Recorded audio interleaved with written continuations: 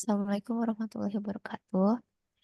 Yang terhormat Pak Ade Jamal Mirdad, SEMSI, selaku dosen pengampu mata kuliah Ekonomi Kependudukan dan SDM. Pada kesempatan kali ini, kami dari kelompok 3 akan memaparkan materi mengenai gender, marginalisasi perempuan, dan pembangunan. Next.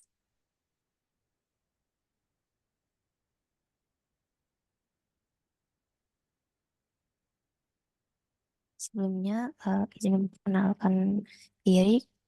Dari kelompok 3 ada saya sendiri, Safna Aulia Rahma dengan NIM akhir 046 dan ada Rizka Agustina dengan NIM akhir 048.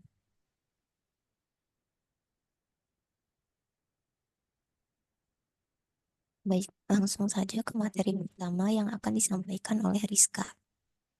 Baik, terima kasih. Materi yang pertama yaitu mengenai konsep gender. Nah, gender ini merupakan konsep sosial dan budaya yang mengacu pada peran, tanggung jawab, dan norma-norma yang diidentifikasi sebagai maskulin atau feminim dalam suatu masyarakat. Konsep ini berbeda dengan konsep biologi seks yang merujuk pada perbedaan fisik dan fisiologis antara perempuan dan laki-laki. Gender mencakup berbagai atribut yang tidak hanya terbatas pada karakteristik fisik, melainkan juga mencakup aspek-aspek seperti perilaku, identitas, dan peran sosial. Secara keseluruhan, konsep dan definisi gender menciptakan kerangka kerja yang kaya dan multidimensi untuk menganalisis serta memahami peran dan pengaruh gender dalam masyarakat.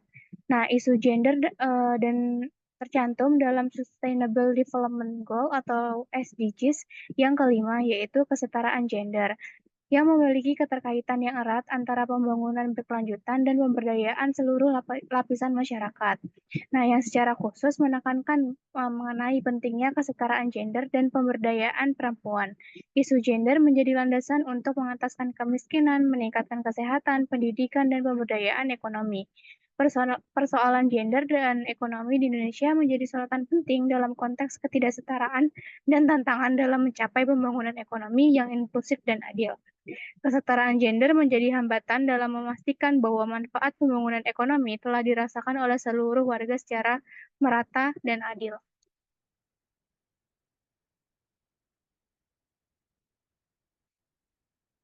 Kemudian mengenai ketimpangan gender dan kesetaraan gender. Ketimpangan gender atau gender inequalities adalah suatu kondisi di mana baik laki-laki maupun perempuan menjadi korban dari sistem gender. Ketimpangan gender ini terwujud apabila ada perlakuan yang tidak adil atau adanya diskriminasi antara laki-laki dan perempuan. Nah, ketidaksetaraan gender biasanya merupakan dampak dari sebuah kebijakan yang didasari oleh adat istiadat, norma, atau struktur masyarakat. Yang kedua, mengenai kesetaraan gender. Kesetaraan gender ini merupakan hak bagi setiap orang, baik dari kalangan atas, menengah, maupun bawah, tanpa memandang jenis kelamin, baik laki-laki maupun perempuan. Kesetaraan gender merupakan kesamaan kondisi antara laki-laki dan perempuan untuk memperoleh kesempatan dan hak-haknya sebagai manusia dan memiliki potensi yang sama untuk berkontribusi dalam pembangunan nasional, politik, ekonomi, sosial, dan budaya. Tercapainya kesetaraan gender dapat meningkatkan produktivitas, pertumbuhan ekonomi, dan efisiensi pembangunan secara keseluruhan.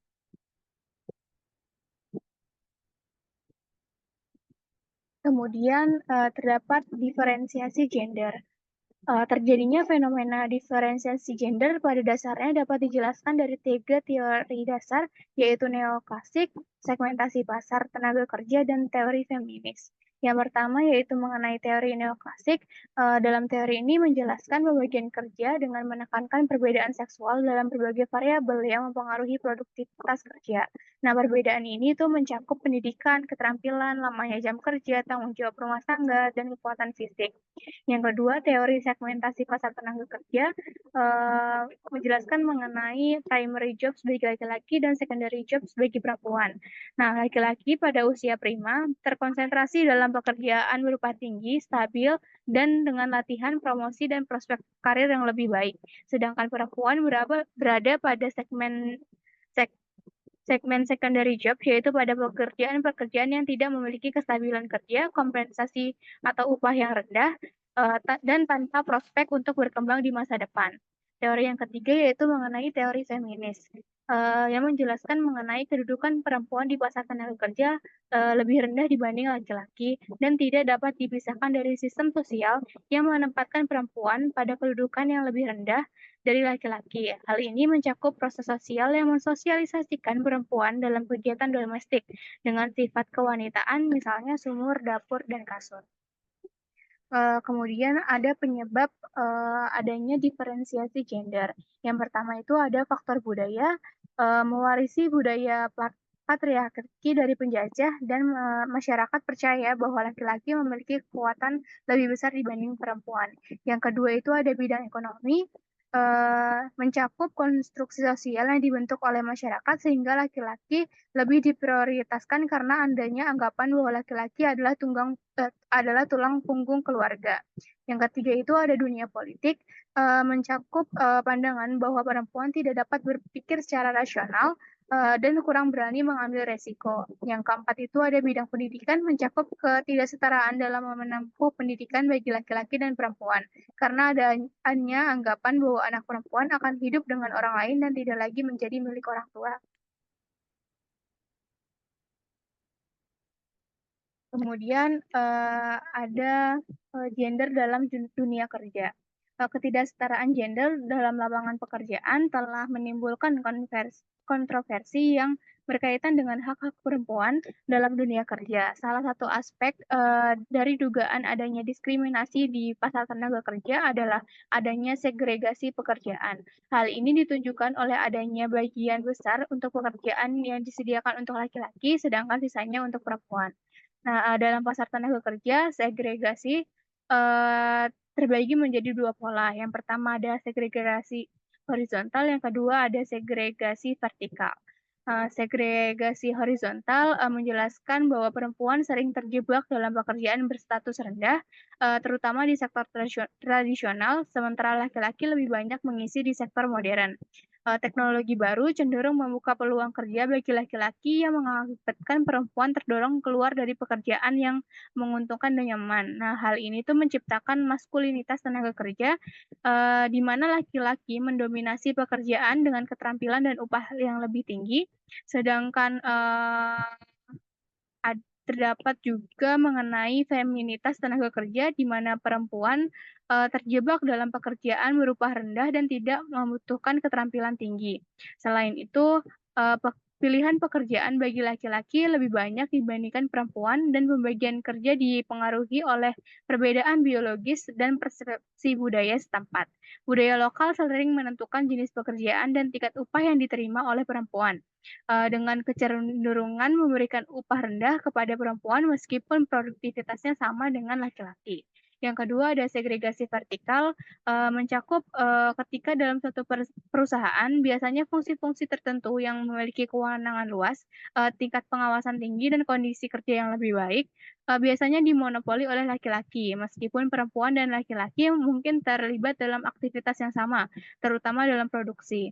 Mereka sering ditempatkan dalam situasi kerja dan memiliki hak-hak pekerjaan yang berbeda. Artinya ada ketidaksetaraan dalam pembagian tugas dan hak antara laki-laki dan perempuan di lingkungan kerja.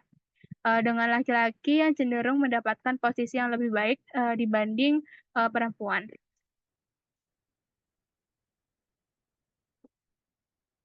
Kemudian berikut merupakan kurva mengenai jumlah penduduk berdasarkan jenis kelamin. Dapat dilihat bahwa dari tahun 2015 sampai tahun 2020, jumlah penduduk laki-laki dan perempuan cenderung mengalami peningkatan dengan pertumbuhan populasi yang berkelanjutan. Nah, dapat dilihat juga bahwa pertumbuhan jumlah penduduk laki-laki itu lebih tinggi dibanding jumlah penduduk perempuan. Kemudian mengenai tingkat pengangguran terbuka, dapat dilihat bahwa dari tahun 2015 sampai tahun 2022, secara umum tingkat pengangguran untuk laki-laki dan perempuan cenderung menurun. Hal ini dapat dilihat dari tahun 2015 sampai tahun 2019.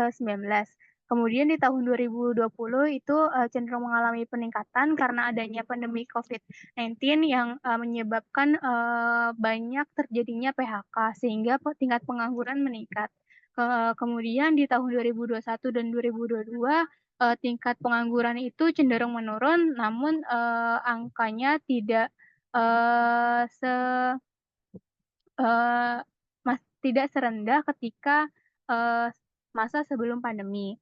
Yang berikutnya yaitu mengenai tingkat partisipasi angkatan kerja.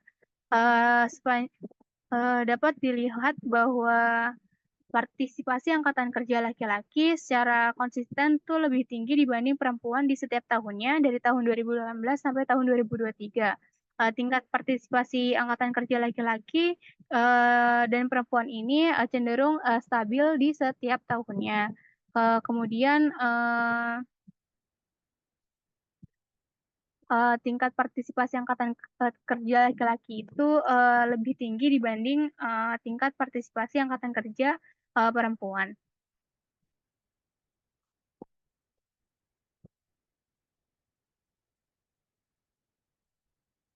Baik, selanjutnya mengenai marginalisasi perempuan. Marginalisasi perempuan merupakan salah satu bentuk dari ketidakadilan gender yang terjadi karena ketimpangan pemikiran yang beredar dalam masyarakat. Marginalisasi sendiri yaitu merupakan proses meminggirkan atau mengucilkan perempuan dari akses dan kontrol terhadap berbagai sumber daya, hak, dan kesempatan, sehingga menghambat mereka untuk berpartisipasi penuh dalam berbagai aspek kehidupan.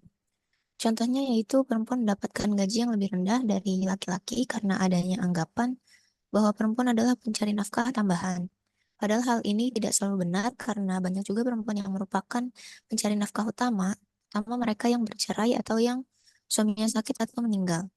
Kemudian contoh lainnya yaitu perempuan lebih memungkinkan terkena PHK karena hamil dan melahirkan, serta adanya lowongan pekerjaan yang hanya menerima perempuan yang belum menikah sehingga mempersempit dalam berbagai aspek kehidupan.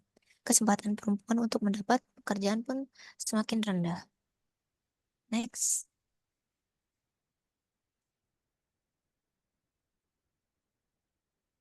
Selanjutnya ada penyebab marginalisasi perempuan. Yang pertama ada stereotip gender. Stereotip gender ini merupakan keyakinan tentang karakteristik, atribut, dan perilaku anggota kelompok tertentu. Misalnya laki-laki dianggap sebagai sosok pemimpin dan diasosiasikan dengan karir. Sedangkan perempuan dianggap sebagai sosok yang emosional dan diasosiasikan dengan tugas rumah tangga. Stereotip seperti ini dapat menyebabkan diskriminasi di tempat kerja karena dapat mempengaruhi keyakinan kita akan pekerjaan seperti apa yang cocok untuk laki-laki dan perempuan. Hal ini juga lah yang dapat menyebabkan pihak pihak perusahaan enggan memperkerjakan perempuan karena menganggap perempuan lebih mungkin meninggalkan pekerjaan untuk merawat anak. Lalu penyebab yang kedua yaitu pandangan terhadap kodrat perempuan. Hmm, Perempuan seringkali dianggap bukan pekerja ideal karena perempuan mengalami hamil, melahirkan, dan menyusui, sehingga membutuhkan lebih banyak cuti daripada laki-laki. Pengusaha menganggap hal ini dapat merugikan dan menghambat proses produksi. Perempuan juga menjadi dipandang kurang produktif dan kurang berkomitmen dalam bekerja. Oleh sebab itu, dalam proses rekrutmen, perempuan yang memiliki anak cenderung ditawari gaji yang lebih rendah atau bahkan tidak dipanggil untuk wawancara. Bagi perempuan yang sudah bekerja pun, mereka rentan dipecat, tidak dipromosikan, atau dikurangi upahnya karena hamil atau berencana hamil. Selanjutnya ada dampak marginalisasi. Marginalisasi yang dialami perempuan dapat membuat motivasi dan kinerja mereka menurun. Selain itu dapat menyebabkan kecemasan dan stres di tempat kerja dan kurangnya partisipasi perempuan dalam posisi yang lebih tinggi. Kemudian perempuan juga rentan dieksploitasi sebagai tenaga kerja murah dan beresiko menjadi pengangguran, sehingga perempuan bekerja sehingga perempuan terjebak dalam kemiskinan. Next.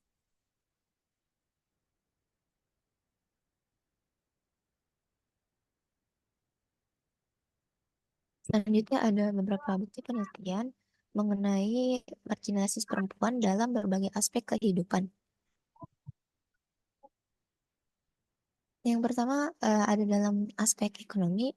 Menurut laporan Bank Dunia tahun 2021 menunjukkan bahwa perempuan di seluruh dunia hanya memiliki 1% dari kekayaan global dan hanya 57% dari perempuan yang berusia 15 tahun ke atas memiliki akses ke rekening bank. Lalu, menurut data BPS pada tahun 2021 menunjukkan bahwa tingkat partisipasi angkatan kerja perempuan di Indonesia masih lebih rendah daripada laki-laki, yaitu 49,2% dibandingkan dengan 81,6%. Selanjutnya ada penelitian Oxfam pada tahun 2021 yang menunjukkan bahwa perempuan di seluruh dunia kehilangan 10 triliun per tahun karena diskriminasi gender di pasar tenaga kerja. Selanjutnya ada dalam aspek politik, menurut data Interparliamentary Union atau IPU pada tahun 2023 menunjukkan bahwa perempuan hanya menempati 26,1% dari kursi parlemen di seluruh dunia. Di Indonesia sendiri, perwakilan perempuan di DPR RI periode 2019 sampai 2024 hanya 20,8%, jauh dari target 30%. Lalu menurut penelitian UN Women pada tahun 2020 menunjukkan bahwa perempuan di seluruh dunia masih mengalami diskriminasi dan kekerasan dalam politik, seperti intimidasi, pelecehan, dan serangan fisik. Lalu pada aspek sosial, menurut data WHO pada tahun 2021 menunjukkan bahwa 1 dari 3 perempuan di seluruh dunia pernah mengalami kekerasan fisik atau seksual dalam hidupnya. Lalu di Indonesia, menurut data dari Komnas Perempuan tahun 2022 menunjukkan bahwa terdapat 13.936 kasus kekerasan terhadap perempuan dengan 6.652 kasus diantaranya merupakan kekerasan dalam rumah tangga. Selanjutnya ada penelitian pada Plan Internasional tahun 2020 menunjukkan bahwa perempuan di seluruh dunia masih terbebani oleh norma dan tradisi patriarki yang membatasi peluang mereka dalam berbagai bidang kehidupan. Next.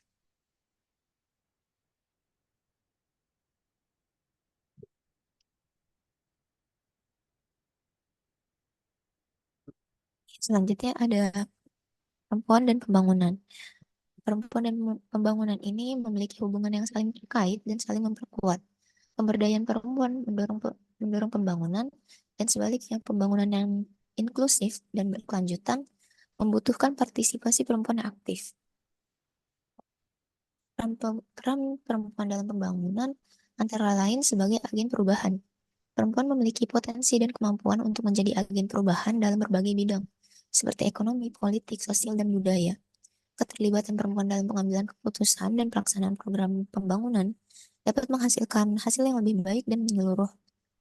Selanjutnya, eh, dalam kesejahteraan keluarga, perempuan memainkan peran penting dalam kesehatan, pendidikan, dan gizi anak-anak. Ketika perempuan diberdayakan, mereka lebih mampu untuk memenuhi kebutuhan dasar keluarga mereka.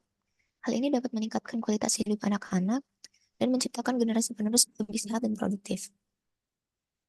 Selanjutnya dalam perekonomian, perempuan merupakan bagian penting dari tenaga kerja dan pengusaha.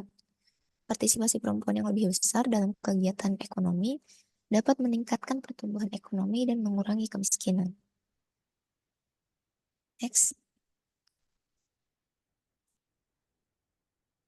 Selanjutnya ada sejumlah studi yang memperlihatkan bahwa ketimpangan gender ini berkaitan dengan pertumbuhan ekonomi pada suatu negara. Yang pertama, penelitian yang dilakukan oleh Kim yang bertujuan untuk menyelidiki bagaimana aspek ketidaksetaraan gender terkait dengan kinerja pertumbuhan ekonomi di negara-negara Asia. Hasil penelitian ini membuktikan bahwa pengurangan ketidaksetaraan gender berkontribusi signifikan terhadap pertumbuhan ekonomi.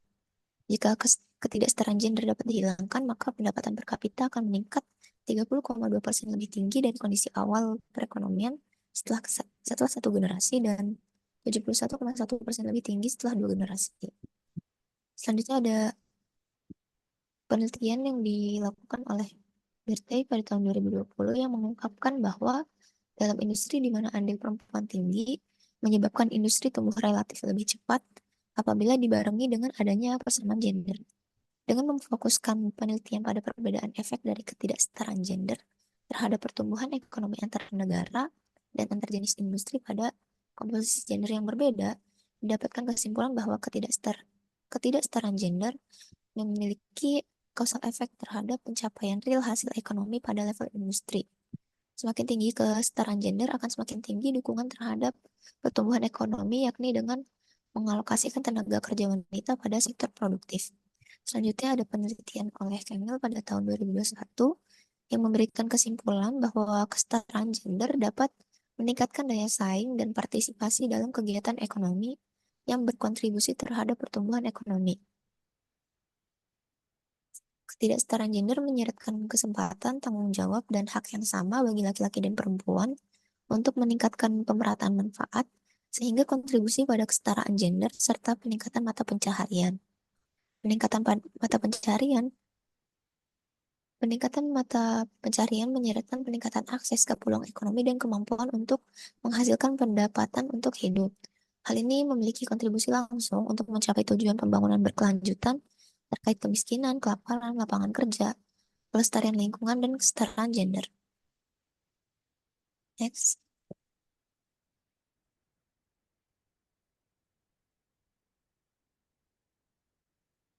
Selanjutnya ada pemberdayaan gender untuk pembangunan ekonomi. Jadi pemberdayaan ini merupakan kunci utama untuk mencapai pembangunan ekonomi yang inklusif dan berkelanjutan. Upaya yang dapat dilakukan untuk memberdayakan gender antara lain, yang pertama ada meningkatkan akses pendidikan dan pelatihan. Perempuan perlu mendapatkan pendidikan dan pelatihan yang berkualitas yang setara dengan laki-laki agar mereka memiliki keterampilan dan pengetahuan yang dibutuhkan untuk bekerja di sektor formal dan informal. Pendidikan yang setara dan berkualitas menjadi fondasi untuk pemberdayaan perempuan, memberi mereka alat untuk mengembangkan potensi dan berkontribusi secara maksimal dalam pembangunan sosial dan ekonomi. Selanjutnya ada mempermudah akses terhadap pendanaan. Perempuan perlu mendapatkan akses yang mudah terhadap modal dan kredit untuk memulai dan mengembangkan usaha mereka agar mampu bersaing dan menyumbang kontribusi yang positif terhadap pertumbuhan ekonomi. Selanjutnya ada membangun infrastruktur yang ramah perempuan. Infrastruktur seperti tempat penitipan anak dan transportasi yang aman dan nyaman dapat membantu perempuan untuk berpartisipasi dalam kegiatan ekonomi. Selanjutnya menerapkan kebijakan yang mendukung kesetaraan gender. Kebijakan yang mendukung kesetaraan gender seperti cuti hamil dan pengasuhan anak dapat membantu perempuan untuk menyeimbangkan kehidupan kerja dan keluarga. Selanjutnya ada grafik mengenai pemberdayaan gender di Indonesia. Bisa dilihat pada gambar melalui perhitungan Indeks Pemberdayaan Gender atau IDG di Indonesia pada tahun 2010 hingga tahun 2022. IDG ini digunakan untuk menilai keterlibatan peran aktif laki-laki dan perempuan dalam kegiatan ekonomi, politik, dan pengambilan keputusan. Indikator gender ini berperan sebagai alat untuk mengevaluasi capaian hasil pembangunan berbasis gender. Pada grafik pada tahun 2010, IDG berada pada angka 68,15 dan terus mengalami peningkatan setiap tahunnya. Pada tahun 2022, IDG mencapai 76,59. Peningkatan IDG ini menunjukkan perkembangan dalam keterlibatan dan peran perempuan di berbagai bidang. IDG sendiri berada pada nilai 0 sampai 100, yang artinya semakin tinggi IDG, maka semakin tinggi juga pemberdayaan gender atau semakin rendah ketimpangan gendernya.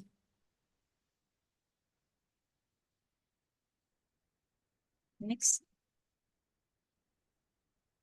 Berikutnya itu mengenai review jurnal. Dalam jurnal yang berjudul Tantangan dan Perwujudan Gender Equality sebagai Realitas Sosial serta Implikasinya dalam Pembangunan di Indonesia yang ditulis oleh Indriani dan kawan-kawan.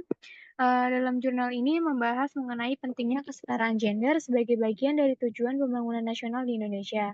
Nah, kesetaraan gender ini termasuk dalam tujuan yang harus dicapai dalam pembangunan nasional dalam jangka panjang maupun menengah. Oleh karena itu, baik perempuan maupun laki-laki harus mempunyai kesempatan yang sama dan akses yang sama sebagai agen dari pembangunan. Namun, dalam realitasnya, masyarakat Indonesia memiliki perbedaan gender yang masih sangat nyata dan masih menjadi permasalahan yang perlu diselesaikan. Hasil dari penelitian ini yaitu mencakup proses dari perwujudan kesetaraan gender di Indonesia yang sudah terlihat di beberapa sektor seperti pendidikan, ketenaga kerjaan, dan politik, tetapi belum maksimal. Hal ini karena adanya tantangan dalam proses tersebut seperti kuatnya budaya patriarki, pelaksanaan undang-undang yang tidak maksimal, kesenjangan akses pendidikan, dan kesempatan kerja yang belum merata, serta masih banyak lagi. Oleh karena itu, Indonesia harus mampu menyikapi tantangan tersebut dengan baik, di mana tercapainya kesetaraan gender sebagai syarat dari pembangunan yang berkelanjutan dan terpusat di masyarakat harus menjadi prioritas dalam inisiatif pembangunan. Kemudian yang perlu dipahami adalah bahwa memprioritaskan salah satu gender saja dalam setiap aspek kehidupan dapat memicu munculnya ketidakseimbangan peran antara kaum perempuan dan laki-laki, di mana hal itu mempengaruhi pertumbuhan ekonomi. Nah, kesetaraan gender ini memberikan peluang yang sama kepada semua orang dalam meningkatkan mata pencahariannya sehingga dapat meningkatkan peluang untuk memperoleh pendapatan yang lebih tinggi.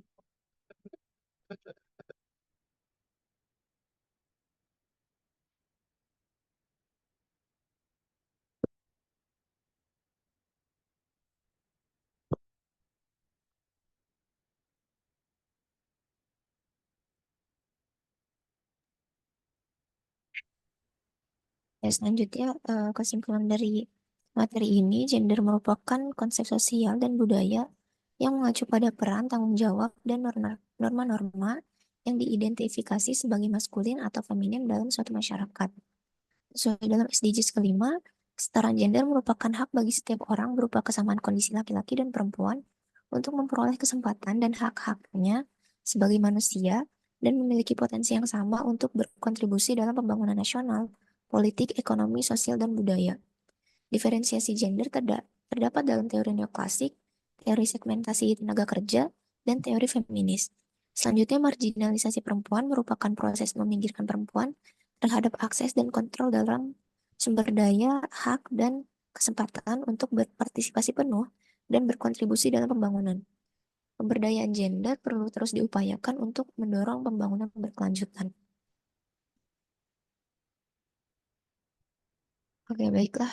Sekian materi yang dapat kelompok kami paparkan mengenai gender, marginalisasi perempuan dan pembangunan. Kurang lebihnya mohon maaf. Wassalamualaikum warahmatullahi wabarakatuh.